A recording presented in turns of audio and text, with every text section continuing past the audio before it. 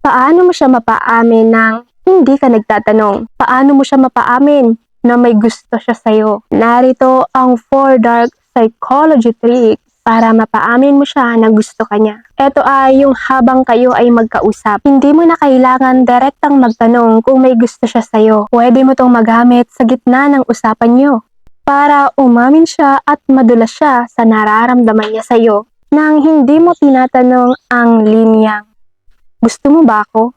Dito ay wala kang gagamiting mahika. Ito ay tinatawag na manipulasyon. Trick number 1, ang maling akusasyon, ang false confessions. Ang utak ng tao ay may natural na urge para itama ang maling akusasyon o impormasyon.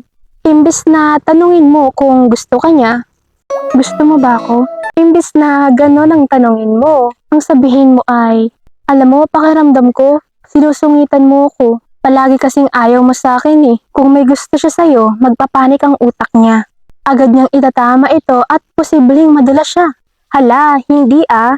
Gusto nga kita, kaya lang. Trick number 2, ang nakakabinging katahimikan.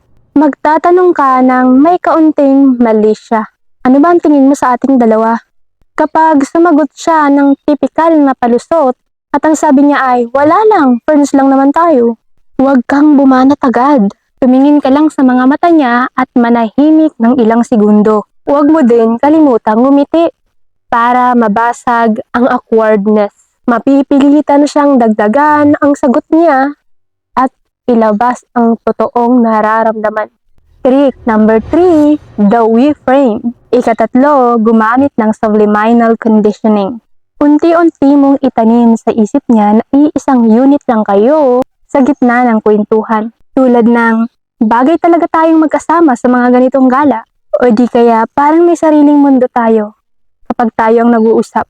Kapag naging komportable siya sa salitang tayo na madalas mong banggitin, maya-maya ay aamin na siya sa'yo. Pang-apat, ang scarcity effect. Scarcity principle. Ang tao ay mas naghahangad kapag nararamdaman nilang may kaagaw sila sa pag-aari nila. Habang nagkukwentuhan kayo ay magbanggit ka sa kanya ng mga tao na may raw interest sa'yo. Kung may gusto siya sa'yo, ang takot na maunahan siya ay mas matimbang kaysa sa takot niyang umamin. Kaya ngayon, subukan mo ang tricks na ito na may pag-iingat. Kung nagustuhan mo ang video na to, huwag kalimutang mag-like, mag-share, mag-comment, at mag-subscribe para lagi kang updated sa ating mga latest video. By the way, again and again, I just wanna share my adjustable ring, my analog watch, andyan na yan sa products at andyan na yan sa description.